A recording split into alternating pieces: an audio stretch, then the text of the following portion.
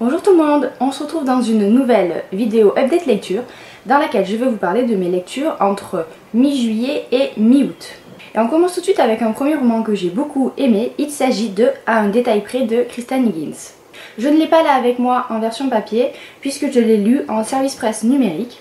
C'est un roman qui est sorti aux éditions Mosaïque il y a quelques semaines et qui je trouve est parfait pour cette période puisque c'est une romance contemporaine légère, drôle et très fraîche. On suit l'histoire de Faith, une jeune trentenaire qui revient dans sa ville natale après des années d'absence. Elle a fui sa ville natale à cause d'un événement qui s'est produit lors de son presque mariage, puisqu'en fait son fiancé a fait son coming out le jour même de son mariage, aidé par son meilleur ami qui l'a poussé à le faire. Faith avait donc été très humiliée et avait décidé de quitter la ville pour se concentrer sur sa carrière. C'est donc des années plus tard qu'elle va décider de revenir dans sa ville natale et notamment dans la propriété de sa famille qui possède un domaine viticole. D'ailleurs cet aspect m'a beaucoup fait penser à la série Brothers and Sisters, je ne sais pas si vous connaissez, puisqu'on retrouve cet aspect gestion du domaine, gestion familiale aussi, c'était vraiment très sympa. J'aime bien quand dans des romances la famille a une place importante. Faith va donc essayer de se réhabituer à sa ville natale et notamment aux conséquences que l'histoire de son mariage a eu. Et elle va souvent tomber sur Levi, donc le meilleur ami de son ex-fiancé, qui l'avait poussé à faire son coming out et à qui elle en veut beaucoup. On n'imagine pas du tout ces deux-là ensemble puisque Faith est quand même très drôle, très attachante, alors que Levi lui est très placide, très, je dirais pas impassible, mais presque, sans jamais vraiment montrer ce qu'il ressent. Et d'ailleurs il n'a pas vraiment envie lui de se rapprocher de Faith ou d'éprouver quelque chose pour elle.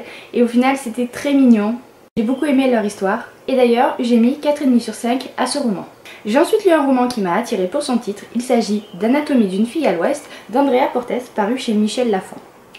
Alors ce livre, encore aujourd'hui, je n'arrive pas à dire si j'ai aimé ou non. L'histoire c'est celle d'Annika, une jeune lycéenne qui est d'origine roumaine et qui, pour éviter d'être mise à l'écart, suit la numéro 1 du lycée, Becky, qui est, comme elle la qualifie elle-même, un Dark Vador rose. C'est vraiment une peste cette fille et on va voir tout au long du roman Annika essayer de s'affranchir de cette amitié néfaste. Annika va être attirée par Logan qui est un peu le loser du lycée et elle ne va pas réellement savoir quoi faire et comment se comporter avec lui. D'autant plus qu'elle va être courtisée par Jared qui est la star de la ville, le garçon que tout le monde convoite. Tout au long du roman, Annika va être amenée à faire des choix. Et ce que j'ai aimé dans ce roman, c'est que ça parle beaucoup de la pression que les adolescents se mettent entre eux. Et on va voir Annika essayer de lutter un peu contre ça, contre des préjugés, même des préjugés qu'ont les adultes. Et c'est vrai que c'était assez intéressant cet aspect-là, j'ai bien aimé. J'ai beaucoup aimé Annika. Elle a un ton assez provoquant en fait, puisque quand elle nous raconte ce qui lui arrive, elle n'a aucun filtre. Et souvent ça donne des passages très drôles, avec comment dire, un humour très plein de piques. J'avais l'impression au début du roman de lire, de me retrouver dans le journal intime de Jordan Nicholson, qui était une série que j'adorais quand j'étais adolescente. Du coup, ça m'a beaucoup plu. Par contre, arrivé à peut-être un peu plus de la moitié du roman, l'auteur opère un virage à 180 degrés et là j'avoue que j'ai pas réellement adhéré. J'ai pas vraiment compris où est-ce qu'elle voulait nous amener. Parce que sans vouloir en parler réellement, hein, mais on sent qu'il y a quelque chose peut-être qui va tourner mal, mais on s'imagine pas à ce point quoi. Et c'est vrai que ça m'a beaucoup surpris. Je suis pas sûre d'avoir totalement aimé à cause de ça en fait, parce que c'était très original, c'est sûr, on s'y attend pas, mais j'ai trouvé que c'était pas très bien amené. Voilà, ça nous tombe comme un cheveu sur la soupe ce qui se passe là hein, dans ce livre. À la base c'était censé être un roman très drôle et au final ça finit un peu bizarrement, puisqu'il va se passer quelque chose qui va changer complètement la dynamique du livre et c'est vrai que j'ai trouvé que c'était amené de manière un peu trop abrupte. Donc voilà, c'est un roman quand même que je vous conseille de lire pour vous faire votre propre avis. Je pense que dans l'ensemble je l'ai bien aimé, mais comme je n'ai pas totalement adhéré à ce changement de cap dans le livre, c'est vrai qu'au final ça m'a laissé un petit goût amer. Et c'est pourquoi je lui ai mis 3,75 sur 5. On continue dans les young adultes avec Ennemi intime de David Hill, paru chez Flammarion il y a un petit moment, et que j'ai connu grâce à la chaîne de Margot Liseuse. puisqu'elle en a parlé dans une de ses vidéos, et c'est vrai que vu le thème, j'avais assez envie de le lire et au final je n'ai pas du tout été déçue. Déjà, ce livre est écrit du point de vue d'un garçon, Slade, ce qui change agréablement je trouve. Il vient de déménager et d'arriver dans une nouvelle ville, dans un nouveau lycée. Au détour d'un couloir, il va faire la connaissance de Mallory, qui est un peu la Miss Je sais tout et Miss parfaite du lycée.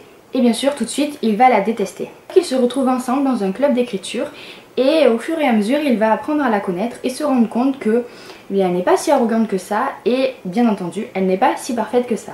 On a alors une relation très émouvante et très poignante qui va se nouer entre eux, alors que ce sont deux adolescents que tout oppose, puisqu'elle fait de la musique classique, elle est fille d'un...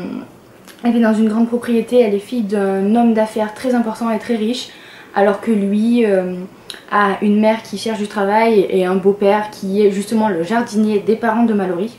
Donc c'est vrai que tous les opposent au premier abord, mais ils vont quand même arriver à passer outre pour mieux se connaître et surtout pour arriver à s'entraider l'un l'autre. Disons que c'est surtout Slade en fait qui va aider Mallory, puisque on va apprendre tout au long du roman que Mallory a des problèmes. Dans le roman précédent, je vous parlais de pression que les adolescents se mettent entre eux. Ici, on va plutôt parler de pression que les parents mettent sur leurs enfants. En effet, les parents de Mallory insistent beaucoup pour qu'elle réussisse dans la vie. Elle est submergée de cours particuliers, de leçons de piano, et c'est vrai que ça va avoir un impact sur elle et sur sa santé mentale. Slade va essayer de l'aider comme il peut, mais bien sûr ce n'est qu'un adolescent. Il est assez désarmé face aux automutilations que Mallory va s'infliger, puisque c'est de cela que le livre parle.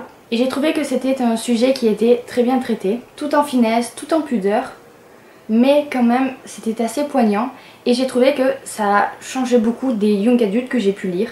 Donc si vous avez envie de lire quelque chose d'un peu différent, je vous le conseille vraiment et je lui ai mis 4 sur 5. J'ai ensuite lu un roman qui m'a vraiment transportée et pour lequel j'ai eu un petit coup de cœur. Il s'agit de Penryn et la fin du monde, le premier tome de la série Angel Fall. Déjà, je ne m'attendais pas à ce que ce roman soit si post-apocalyptique.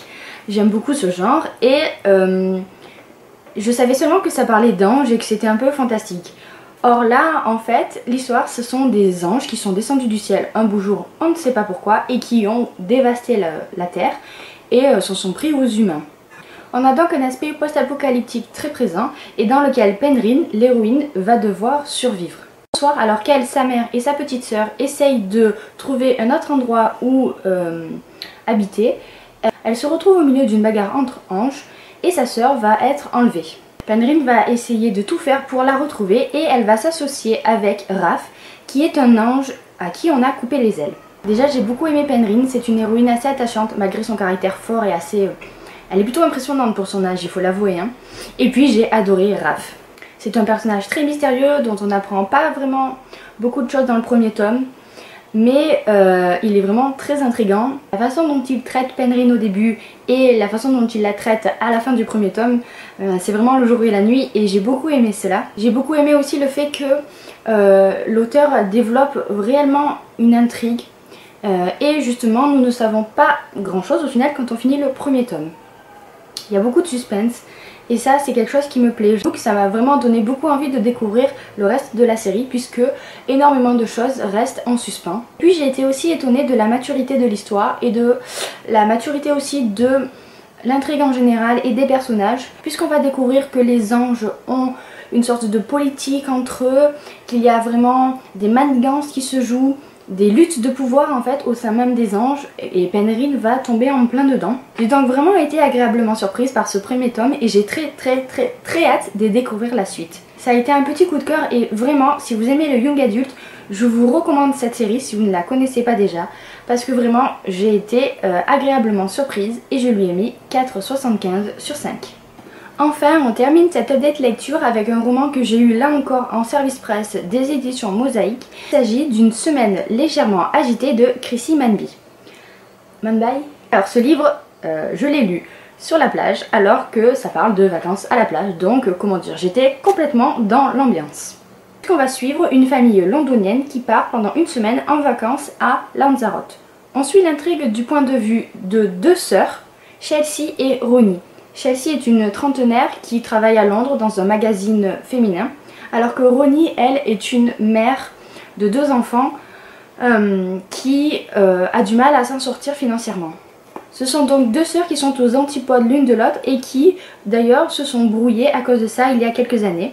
Leur mère, qui est l'investigatrice de ce voyage, va essayer de les rabibocher toutes les deux. C'est donc un roman assez familial et j'ai bien aimé cet aspect-là. J'ai aimé que chaque membre de la famille ait sa propre personnalité. J'ai beaucoup aimé le petit neveu de Chelsea, donc le petit garçon de Ronnie, Jack, qui a 6 ans et qui est absolument craquant. J'ai trouvé que les réflexions que les sœurs s'envoient, ce qu'elles se reprochent l'une à l'autre, leur dialogue, leur dispute étaient très réalistes. Donc clairement ce n'est pas le livre de l'année, c'est sûr, mais il m'a fait passer un bon moment de lecture et j'ai trouvé que c'était encore une fois une bonne lecture pour l'été.